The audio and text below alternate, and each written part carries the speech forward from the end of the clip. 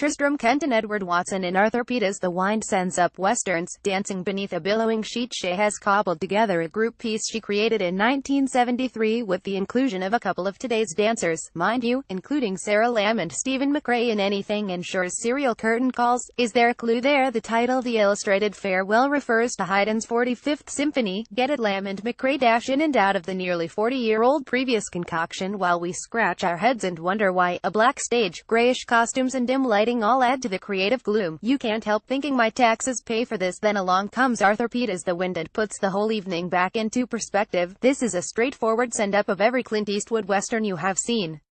Tristram Kenton. The title The Illustrated Farewell refers to Haydn's 45th Symphony. Jeremy Herbert is listed as set and wind machine designer, and as the curtain rises, all is explained.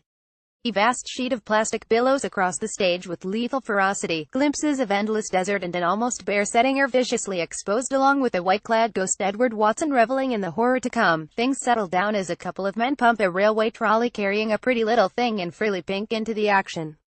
Tristram Kenton. The Wind is a straightforward send-up of every Clint Eastwood western. Then as she removes her straw hat, revealing Natalia Osipova, you know things are not what they seem, based, appropriately, on a 1925 Dorothy Scarborough novel. The hot and silent desert boosts a tensely sexed male atmosphere to produce a melodramatic and highly emotional flare-up. Happily, the dancers seem as glad as we do to get down to the nitty-gritty business of love, sex and betrayal. Wait a minute, though, doesn't Swan Lake feature all that stuff? Tristram Kenton Untouchable is a masterpiece of how to focus attention on a stage with 20 dancers and no soloists. The cast appears to have a whale of a time, proving there's more to being on the stage than a beautiful arabesque. A welcome addition to the Royal Ballet repertoire is Hofesh Schechter's Untouchable, a masterpiece of how to focus attention on a stage with 20 dancers and no soloists and still tell a terrible story of war, death and thigh-high mud. Moving, thrilling and horrific, Untouchable is an outstanding piece of art by Schechter, made disturbingly real by the Royal Ballet dancers.